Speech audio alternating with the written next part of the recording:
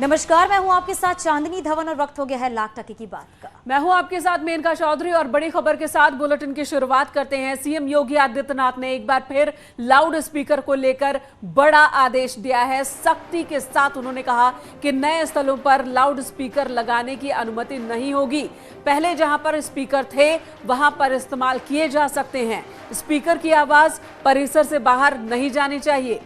बिना इजाजत शोभा यात्रा नहीं निकलेगी, जुलूस नहीं निकलेंगे।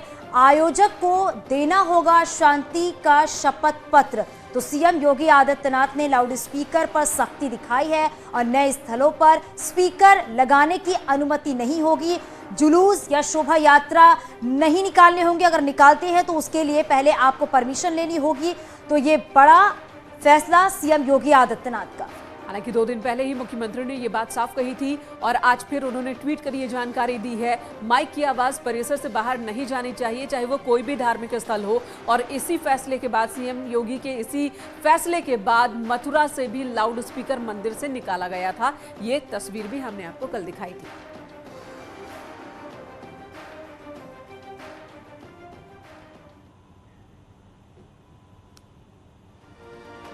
तो मेनका बात अभी सीएम योगी आदित्यनाथ ही कर रहे थे कि लाउड स्पीकर को लेकर सख्ती देखने को मिल रही है। वहीं दूसरी तरफ अगर समाजवादी परिवार की बात करें तो वार जो है वो खत्म होने का नाम नहीं ले रहा है और समाजवादी परिवार में चुनाव के बाद से चली आ रही रार अब खुलकर सामने आ गई है। बुधवार को अखिलेश ने शिवपाल पर तंज कसा था और अब शिवपाल ने अखिलेश को विधानमंडल दल से निकालने का चैलेंज दिया है। जी हाँ, तो 2016 से जो लड़ाई वो अब भी जारी दिख रही है।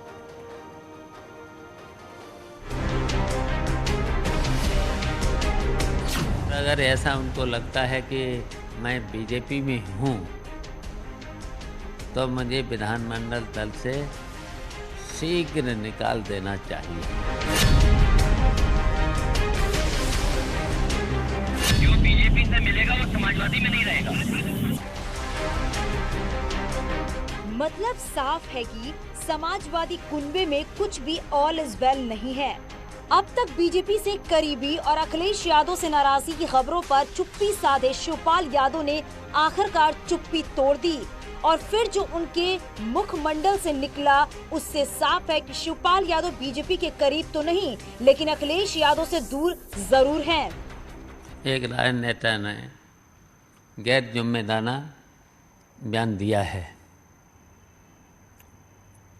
वैसे तो मैं समाजवादी विधानमंडल दल का 111 विधायक जो हैं उसका सदस्य हूँ और अगर ऐसा उनको लगता है कि मैं बीजेपी में हूँ तो मुझे विधानमंडल दल से शीघ्र निकाल देना चाहिए। दरअसल इससे पहले बुधवार शाम को अखिलेश यादव ने साफ कर दिया था जो बीजेपी के करीब है वो समाजवादी पार्टी में नहीं रह सकता। वो बड़ा सवाल नहीं है। वो देखिए जो बीजेपी से मिलेगा वो समाजवादी में नहीं रहेगा। वहीं समाजवादी कुनबे में जारी उठा पटक पर केशव प्रसाद मौर्य ने कहा हमें उनके आंतरिक मुद्दों से कोई लेना देना नहीं। हम तो चाहते हैं कि समाजवादी पार्टी समाप्त हो जाए। हमें सपा की समस्या से कोई लेना देना है। हम तो चाहते हैं सपा समाप्त हो जाए। लेकिन सर उनका आरोप यह है कि बीजेपी से संपर्क को लेकर ये दबाव बनाया जा रहा है और बीजेपी से संपर्क करने के लिए हमें अखिलेश यादव जी वो भी संपर्क कर रहे हैं। हम संपर्क करने को तैयार हैं। जाहिर है कि बीजेपी का समाजवादी कुनबे में जारी उठा पटक से कोई लेना देना नहीं लेकिन जिस तरह से तस्वीर बदल रही है वो तस्वीर कुछ 2017 जैसी है जब समाजवादी पार्टी न सिर्फ सत्ता से बाहर हुई थी बल्कि 2 हिस्सों में टूट गई थी। Bureau report, news 18। समाजवादी परिवार एक ऐसा परिवार हो गया है जब 2016 के आखिरी महीनों में बिखराव, 17 में अलग हो गए, 22 में साथ आए और अब फिर अलग अलग दो राहे पर नजर आ रहे हैं। और इसी बीच समाजवादी पार्टी से बगावत कर चुके पूर्व विधायक इरशाद खान ने अखिलेश यादव पर निशाना साधा। इरशाद ने कहा कि अखिलेश यादव चाटुकारों से घिरे हुए हैं, उन्हें सच्चाई नजर नहीं आ रही है। इरशाद खान ने कहा है कि अगर आजम खान पार्टी छोड़ते हैं तो समाजवादी पार्टी को बड़ा नुकसान होगा। और वहीं पर उन्होंने शिवपाल के मुद्दे पर कहा कि बिना किसी बात को सही से जाने हुए गैर जिम्मेदाराना बयान अखिलेश ने दिया है। उत्तर प्रदेश के मुसलमान आजम खान साहब के साथ हैं, जिस दिन भी उन्होंने कोई निर्णय, अगर भाई अल्लाह करे ना करें कोई उल्टा सीधा निर्णय, अगर उन्होंने कोई भी निर्णय कर दिया तो इस सूबे के मुसलमान उनके साथ मजबूती से खड़े दिखेंगे और समाजवादी पार्टी को बड़ा नुकसान होगा। देखिए, शिवपाल जी ने कभी भी ये नहीं चाहा कि समाजवादी पार्टी को नुकसान हो। जब समाजवादी पार्टी ने उनको पार्टी से निकाल के बाहर कर दिया और उन्होंने अपना दल बना लिया, तब भी कभी भी वो अखिलेश यादव जी के खिलाफ नहीं बोले। और चलिए अब दिल्ली की जहांगीरपुरी की बात कर लेते हैं। दिल्ली की जहांगीरपुरी में हिंसा के बाद माहौल तनावपूर्ण है। इस बीच भड़काऊ बयानों की बौछार हो रही है। अब मौलाना तौकीर रजा ने जहर उगला है। तौकीर रजा ने कहा कि अगर हालात नहीं सुधरे तो एक बार फिर से महाभारत होगा। अगर मुसलमान सड़कों पर आ गए तो उन्हें संभालना मुश्किल हो जाएगा।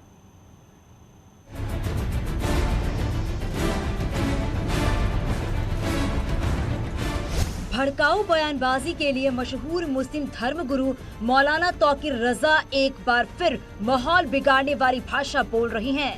तौकीर रजा सरकार को अपना रवैया बदलने की चेतावनी दे रहे हैं। साथ ही ऐसा न होने पर आंदोलन की भी तैयारी है। और सबका साथ कहने भर की बात है, वरना सच्ची बात यह है कि ये एक नारा भर है, असल में इस पर अमल नहीं हो रहा है। इसलिए मैं हुकूमत से मांग ये करता हूँ कि अभी 10 दिन हैं, इन 10 दिनों में अपना तरीक़ाकार दुरुस्त कर लें, वरना हम दिल्ली से इंशाल्लाह ये ऐलान होगा ईद के बाद कि हम देशव्यापी जेल भरो आंदोलन इंशाल्लाह, और उसमें हिंदू मुस्लिम तमाम लोग शामिल होंगे। जेल भरो आंदोलन के जरिए तौकीर रजा देश के मुसलमानों को एकजुट करने की कवायद में हैं। साथ ही ये भी दावा किया गया है कि मुसलमान सड़कों पर उतरेगा तो किसी के काबू में नहीं आएगा। देशव्यापी जेल भरो आंदोलन को रोकना हुकूमत के बस की बात नहीं, और जिस दिन मुसलमान सड़कों पर आएगा उस दिन फिर किसी के कब्जे में नहीं आने वाला है, ये समझ लिया जाए। तो मैं हुकूमत को चेतावनी देता हूं, खास तौर से नरेंद्र मोदी सरकार को मैं चेता देना चाहता हूं कि अगर उन्होंने अपने इस तरीक़ेकार को फौरी तौर पर दुरुस्त नहीं किया और उनकी खामोशी, तुम सबके प्रधानमंत्री हो, तुम्हारे मुल्क में इस किस्म की बेईमानी हो रही है और तुम खामोश हो।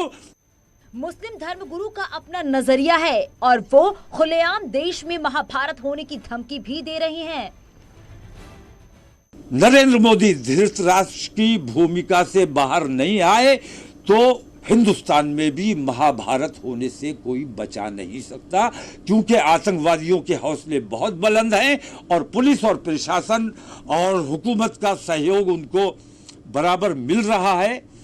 ये देश के लिए बहुत घातक और बहुत खतरनाक बात है। मौलाना के इस तरह के बयान कई सवाल उठा रहे हैं। आखिर एक धर्मगुरु इस तरह की भाषा क्यों बोल रहे हैं? आखिर देश में महाभारत क्यों कराना चाहते हैं? आखिर तौकीर रजा मुसलमानों को भड़काकर क्या हासिल करना चाहते हैं? हरीश शर्मा। और शानिक, जहांगीरपुरी में बुलडोजर की कार्रवाई पर समाजवादी पार्टी के सांसद शफीकुर रहमान बर्क ने भी भड़काऊ बयान दिया। उन्होंने कहा कि संभल के जामा मस्जिद का भी जिक्र किया। कहा वहां जल चढ़ाने की अगर कोई कोशिश करेगा तो खून की नदियां भी बहेंगी। पुरअमन रखने के लिए जो जामा मस्जिद का जो अभी जिक्र किया गया कि इन्होंने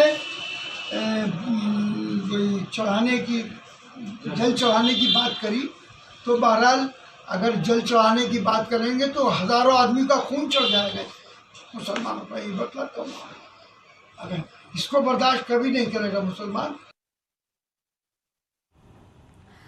और मेनका अब ये भी है कि एसीएस की तरफ से ये भी कहा गया है कि भड़काऊ बयान और विवादित बयान पे अब कार्रवाई की जाएगी। तो इस बीच एसीएस होम अवनीश अवस्थी ने कहा कि भड़काऊ बयान देने वालों को नोटिस जारी किया जाएगा। 24 घंटे के अंदर संतोषजनक जवाब ना देने पर सख्त कार्रवाई की जाएगी।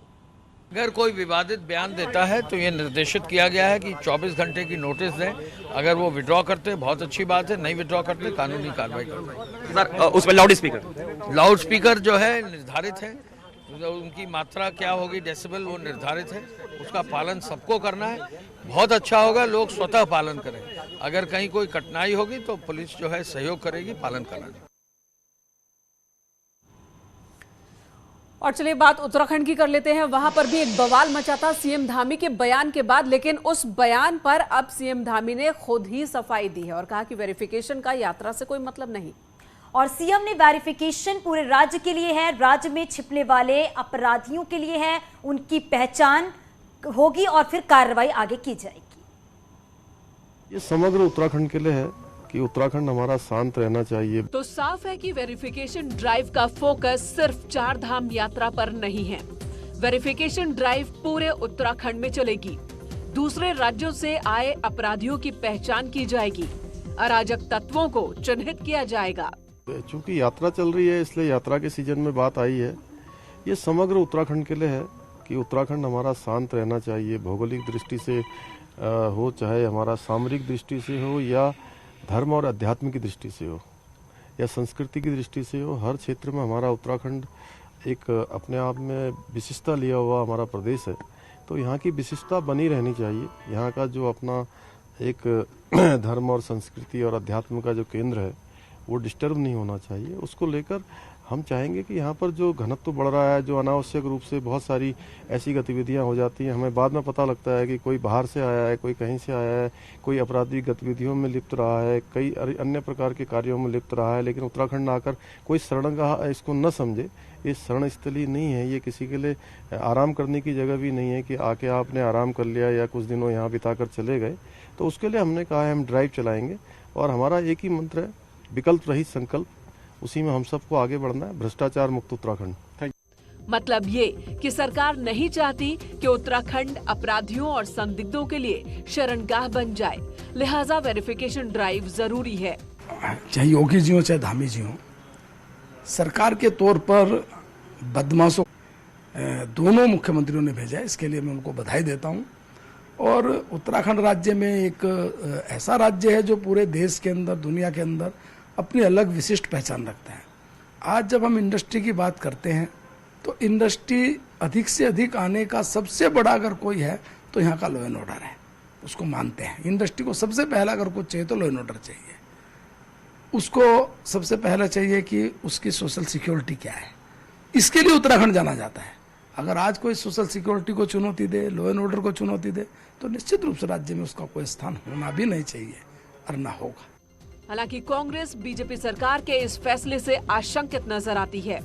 कांग्रेस नेता सूर्यकांत धस्माना का कहना है कि अपराधियों पर कार्रवाई सही है, लेकिन किसी को टारगेट करना ठीक नहीं। पूरे देश के अंदर जहां जहां भाजपा की सरकारें हैं, जिस प्रकार का काम हो रहा है, अपराधियों में धर्म के आधार पर, जाति के आधार पर किसी प्रकार का भेदभाव नहीं होना चाहिए। अपराधी अपराधी है, वो अपराधी हिंदू हो, मुस्लिम हो, सिख हो, ईसाई हो, वो अपराधी किसी जाति का हो, तो अपराधी है, उसके खिलाफ कार्रवाई होनी चाहिए। और अगर मुख्यमंत्री का मंतव्य ये है कहने का कि राज्य में अपराधी किसी भी प्रकार से अगर कोई अपराध करता है और कोई भी व्यक्ति होता है उसके खिलाफ कार्रवाई की जाएगी, तो हमें कोई आपत्ति नहीं है। मैं समझता हूँ कि स्वागत योग्य बात है। जाहिर है कि मुख्यमंत्री ने भले ही साफ कर दिया हो कि वेरिफिकेशन ड्राइव किसके लिए है और किस लिए है, लेकिन विपक्ष के सवालों ने वेरिफिकेशन पर सियासत को नई दिशा दे दी है। Bureau report, news 18। तो मेगा ये देखा जा रहा है कि उत्तराखंड के सीएम जिस तरीके से वेरिफिकेशन ड्राइव की बात कर रहे हैं तो सियासत भी तेज हो गई है। वही उत्तर प्रदेश के सीएम की बात कर लेते हैं जो लगातार एक्शन मूड में है और अधिकारियों के खिलाफ कार्रवाई भी की जा रही है। तो उत्तर प्रदेश की योगी सरकार 2.0 में भ्रष्टाचार और लापरवाह अधिकारियों पर लगातार कार्रवाई जारी है और एक के बाद एक अधिकारियों पर एक्शन लिया जा रहा है। इसी कड़ी में आज वाणिज्य कर विभाग के 2 अधिकारियों को सस्पेंड कर दिया गया और इससे पहले सरकार कई अधिकारियों को सस्पेंड कर चुकी है। हम चेक लेने की बात, अगर चेक को रिश्वत थोड़ी चेक में जाती है, रिश्वत तो कैश में जाती है। करप्शन पर एक्शन लगातार। अब नहीं चलेगा भ्रष्टाचार।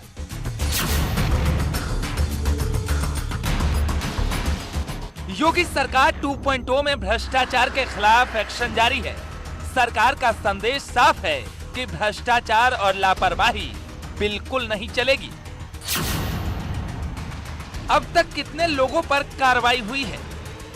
21 अप्रैल यानी आज वाणिज्य कर विभाग में तैनात 2 एडिशनल कमिश्नर पर कार्रवाई की गई। अंजलि चौरसिया और आशुतोष मिश्रा को सस्पेंड कर दिया गया। इस बीच झांसी से लेखपाल का घूस लेते एक वीडियो वायरल हुआ। चेक देते हैं हम, चेक लेने की बात, अब अगर चेक को रिश्वत थोड़ी चेक में जाती है, रिश्वत तो कैश में जाती है। खुलेआम रिश्वत मांग रहे इस लेखपाल को सस्पेंड कर दिया गया है। उधर मेरठ में भ्रष्टाचारी दारोगा धर्मेंद्र सिंह पर भी केस दर्ज किया गया है। दारोगा धर्मेंद्र सिंह पर आज से 134 गुना ज्यादा संपत्ति बनाने का आरोप है। ये एंटी करप्शन ऑर्गेनाइजेशन ने मेडिकल थाने में एक सब इंस्पेक्टर के खिलाफ FIR दर्ज कराया है जांच के बाद, और इन्वेस्टिगेशन भी उन्हीं के द्वारा की जा रही है। पहले इस जिले में पिछले 1.5 साल पहले यहाँ पे पोस्ट थे, उनका स्थानांतरण हो चुका है, उनके विरुद्ध एक FIR पंजीकृत किया। कहानी सिर्फ इतनी ही नहीं है। योगी सरकार 2.0 में अब तक कई अधिकारियों और कर्मचारियों पर गाज गिर चुकी है। 19 अप्रैल को बुलंदशहर में 7 ग्राम सचिव सस्पेंड। 19 अप्रैल को ही लखनऊ में इंस्पेक्टर गुंडवा समेत 3 पुलिस कर्मियों पर गिरी गाज। 18 अप्रैल को शाहजहांपुर में सिंचाई विभाग में भर्ती घोटाले में 4 अधिकारियों पर केस दर्ज। बता दें कि सिंचाई भर्ती घोटाला 2010-11 में हुआ था। तो अभी विवेचना के स्तर पे है ये। जैसे विवेचना के दौरान साक्ष्य संकलित होंगे, तदनुसार जो दोषी व्यक्ति हैं उनके विरुद्ध कार्रवाई की जाएगी। 18 अप्रैल को संत कबीर नगर में अल्पसंख्यक भर्ती घोटाले में 21 पर केस दर्ज किया गया। इस मामले में अल्पसंख्यक कल्याण अधिकारी धनेंद्र कुमार शर्मा और अजय कुमार यादव भी आरोपी हैं। 15 अप्रैल को लखनऊ में 2 पुलिसकर्मी सस्पेंड। 9 अप्रैल को बरेली में RPF के 3 इंस्पेक्टर सहित 5 पुलिसकर्मी सस्पेंड।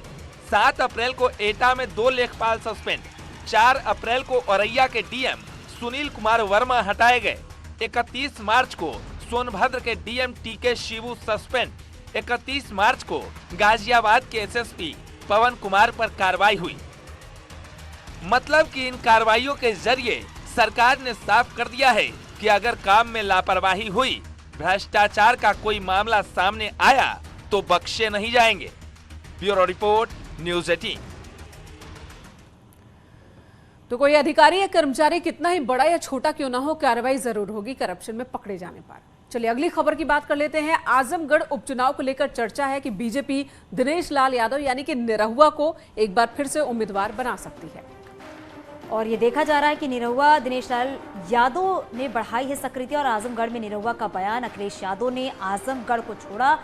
निरहुआ ने कहा, और पार्टी ने मौका दिया तो जरूर लड़ूंगा। जब मुझे लड़ने के लिए आदेश मिलेगा तो मैं लड़ूंगा भी, क्योंकि जब अखिलेश यादव आए तो उनसे लड़ने से पीछे हटे ही नहीं, तो अब कोई आ जाए तो क्या फर्क पड़ता है। तो मुझे नहीं लगता है कि मेरी पार्टी अगर मेरे लिए चाहेगी कि मैं चुनाव लड़ूं तो मैं पीछे तो नहीं हट सकता, मैं तो लड़ सकता हूं। और मेनका अब खबर उन कारीगरों के लिए है जिन्हें प्लेटफॉर्म नहीं मिल पाता है, उनके लिए खबर बहुत जरूरी है और आपको देखना भी चाहिए ये खबर। बिल्कुल, और बहुत अब खबर जरूरी इंफॉर्मेशन है ये। बिल्कुल, और अब खबर उन कारीगरों के लिए है जिन्हें हुनरमंद होने के बावजूद कोई प्लेटफॉर्म नहीं मिल पाता है। रिलायंस रिटेल लिमिटेड यानी कि RRL ऐसे स्टोर लॉन्च करने जा रहा है जो कारीगरों के प्रोडक्ट्स को प्रदर्शित करने के लिए एक डेडिकेटेड है। केवल कारीगर फॉर्मेट पर बनाए जाएंगे। इसमें एग्रीकल्चर और फूड प्रोडक्ट्स, हैंडलूम, कपड़े, टेक्सटाइल, हैंडीक्राफ्ट और हैंडमेड नेचुरल प्रोडक्ट्स शामिल होंगे। गुरुवार को यानी कि आज ही इसका ऐलान रिलायंस रिटेल की ओर से किया गया, जिसमें ये बताया गया कि वे ऑथेंटिक हैंडक्राफ्टेड प्रोडक्ट को प्रदर्शित करने और विश्व स्तर पर समृद्ध भारतीय आर्ट फॉर्म को बढ़ावा देने के उद्देश्य से कई नई पहल कर रहे हैं, जो न सिर्फ विभिन्न पारंपरिक भारतीय कला और शिल्प रूपों को पुनर्जीवित करने में मदद करेगा, बल्कि इकोसिस्टम में हजारों कारीगरों और शिल्पकारों को स्थायी आजीविका भी प्रदान करेगा। भारतीय शिल्प को दुनिया भर के उपभोक्ताओं तक ले जाने के लिए एक नया प्लेटफॉर्म पेश किया जाएगा। आपको बता दें, इस प्रोग्राम का नेतृत्व रिलायंस रिटेल के हस्तशिल्प ब्रांड यानी कि स्वदेश के तहत किया जाएगा और इस तरह का पहला स्वदेश स्टोर चालू वर्ष की दूसरी छमाही में खुलने की उम्मीद जताई जा रही है, यानी कि इसी फाइनेंशियल ईयर के दूसरी छमाही में ये स्टोर सामने आ सकता है। और इस बहुत ही अच्छी खबर के साथ एक ब्रेक के लिए रुकेंगे, जल्द लौटते हैं।